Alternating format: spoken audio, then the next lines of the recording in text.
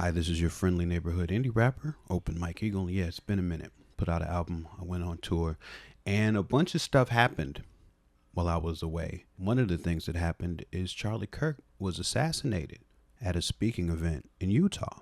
Our current administration is attempting to use this assassination to create a new Jesus. This is very dangerous and kind of funny, because what's the matter with the old Jesus? Come on, conservatives, you got Jesus at home. Perhaps the reason they need a new Jesus is because the old Jesus is no longer working for them. The old Jesus was always talking about love and stuff, and not enough about transgenders and big guns. But I'm sorry, conservatives, I don't think Charlie Kirk can be the new Jesus.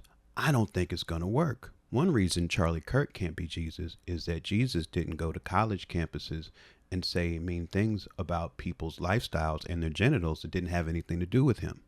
Jesus was never quoted after a particularly bad chariot accident saying, well, when I see a black chariot driver, I sure hope he's qualified, just being honest. Jesus probably loved all the chariot drivers, not just the white ones. Jesus also never said that a black woman's brain processing power is less than anybody else's. What a terrible thing to say about black women. I don't think black women would want a Jesus that was so mean to them. I also have a strong sense that Jesus was against gun violence. To confirm, I just did a Google search. Did Jesus like guns? Apparently, there's some confusion about this because there is one verse in the Bible where he tells his followers to buy a sword. Some people have taken this to mean that Jesus would also like guns. I say, at most we can take away from this that Jesus liked swords sometimes, because there's another verse where he gets mad at Peter for using the sword to cut off the ear of the high priest's servant. So other times he didn't like swords. And I would remind anyone listening that guns and swords are not alike at all. Jesus also probably would have been cool with gay people, since there were for sure gay people around in Bible times, and there's no stories in the Bible of Jesus in a pickup chariot riding around town yelling slurs at people. Now, I'm not saying Charlie Kirk did that, but I would bet cold hard cash Charlie Kirk knows some people that have done that, and it probably didn't bother him much at all. Charlie Kirk didn't seem to love everybody. He seemed to only love straight white people. And even then, only straight white people that he agreed with. Was he the worst guy ever? Of course not. There are far worse people. Some people say Charlie Kirk did intolerance correctly because he encouraged debate. However, there have been many studies that shown debate does not ever change anyone's minds ever. But do you know who debates are really good for? Content creators. Charlie Kirk was a content creator. I'm not sure if Jesus would have been a content creator, but I would bet no, since as far as I know, he never even wrote nothing down.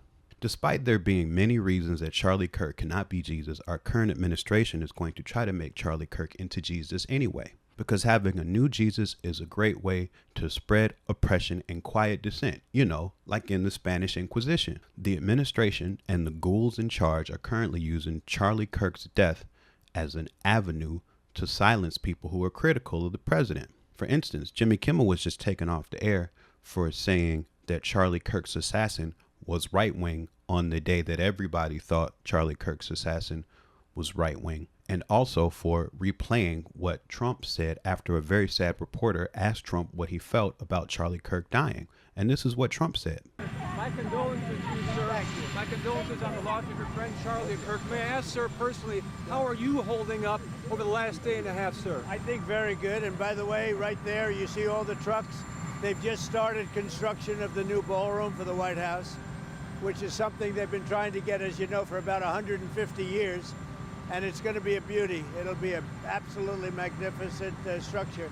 And I just see all the trucks. We just started, so it'll get done very nicely, and it'll be one of the best anywhere in the world, actually. Thank you very much. Your message to young people. He was asked how he was doing after his friend died, and he started talking about renovating his house. Now, I think it was pretty funny that Trump answered like that when asked about his friend dying. Unless he was having a stroke right then, because strokes are not funny. Unless, of course, it's Different Strokes, starring Gary Coleman, Todd Bridges, and Conrad Bain. Trump didn't think it was funny that Jimmy Kimmel replayed what Trump said when his friend died. So Trump leaned on one of his ghouls at the FCC to get Jimmy Kimmel taken off the air. That's an incredibly petty thing to do to somebody for repeating what you said. And apparently Trump misplaced his "What Would Jesus Do" bracelet, because Jesus wouldn't get mad if somebody repeated what he said. Matthew, Mark, Luke, and John repeated what Jesus said all the time, and he never got mad at them once. It may sound like I don't have empathy for Mr. Kirk's death, but I do. I didn't agree with the things he believed, but I don't think that he should have been killed for that. I don't want people to die when they don't agree with me.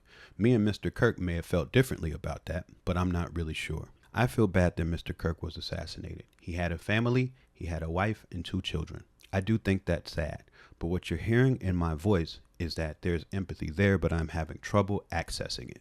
To be honest, my empathy has been distorted and overwhelmed by the tens and thousands of people dying in Gaza. I have empathy for the Jewish hostages too and their families, but when I looked into it, there were 250 Jewish hostages taken, and at last count, 65,000 people on the Palestinian side reported dead.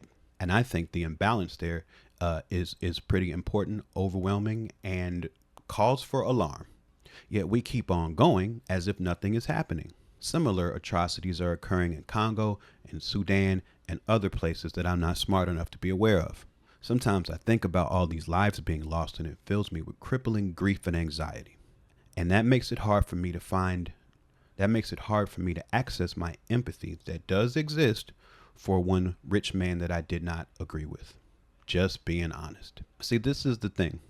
I don't really want anyone to get shot in the throat, especially by people they don't agree with, because there's a lot of people that I don't agree with, and I don't want any of those people to think it's okay to shoot me in the throat. The hard thing about empathy is that you have to have it for people you don't agree with. I'm not altogether sure Mr. Kirk had empathy for people that he doesn't agree with. In fact, I've read somewhere that he didn't even like the term empathy. He said awful things about transgender people and black people and Democrats and single people, and I'm at least 2 of those, and I think all of them deserve empathy, understanding, and respect. You know who else would have wanted all of that? Jesus. Now, I'm no Bible expert, so if you're prepared to comment some Bible verse where God said Jesus should throw rocks or rocks should be thrown at gay people, I'm going to read that comment. I'm going to think of you, the commenter, as a stone cold lunatic. I'll say this, though.